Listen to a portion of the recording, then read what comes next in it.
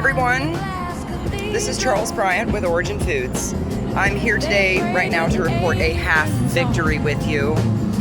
Kickstarter has decided to go ahead and reopen our campaign. So this proves exactly what I've been saying all along. I never stole anything. Everybody that said that I was trying to steal from artist Sidney was lying. They were all party to public defamation. I made it very, very clear what this was all about and what Origin Foods was all about from the start, even with the flyer that everybody tries to pretend didn't have a QR code that even got erased. A flyer that they could have actually followed and actually listened to a video, which Kavi Spence at least took the time to listen to. And I'm sure Jeremiah Sidney, artist Sidney's son, at least took the time to listen to our original Kickstarter video. But here's where it gets juicy. It wasn't actually artist Sidney who filed a complaint against us and said that we stole their business. It was Kavi Spence. Kavi Spence didn't own this place. That's clear defamation. That's a clear violation of copyright law. In fact, Kavi Spence broke the law. And in fact, the Sidney family was party to it because of their silence. They never once spoke out against it. That's false copyright claim. He didn't own this place. I, on the other hand, said from the start that I worked here. And I stand by that. I used to work here. That's why I knew how to improve upon it. I shop now at places like Whole Foods. I know that people don't like GMO food, and Red No. 3 has been banned by the FDA, so people don't want to eat Big Franks just because they carry an Adventist name or tradition.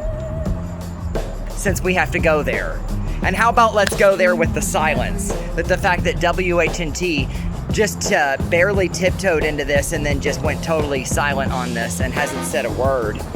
How about that? How about the fact that we've got people outside of Alabama now tagging that news station and asking them why they're still silent? How about the fact that the recipes are now traveling across state lines and we're making songs now involving people in other places? It has no longer anything to do with this, because really it never did. This was just a location to do it in, because this place used to mean something to this town, but I guess it really didn't, did it? It was all about ego, and it was all about who had their right to something, or what they thought their legacy meant, when in fact the Adventist health legacy is over 100 years old, and it actually belongs to over 22 million people worldwide. How else am I supposed to feel at this point, when everybody has acted like I was the bad guy? I'm just trying to say that we're paying too much for health food. Oakwood Farms Market has a water machine that's been broken for at least 6 months. Where do you get your water from, guys? It isn't there. What are you doing with Loma Linda's bankruptcy status? What are you gonna do for your protein? Because nobody's cooking from scratch there. So what are you gonna do? I just don't understand these people. M&M's in the church market, but I'm the bad guy. Yeah, it just looks hilarious.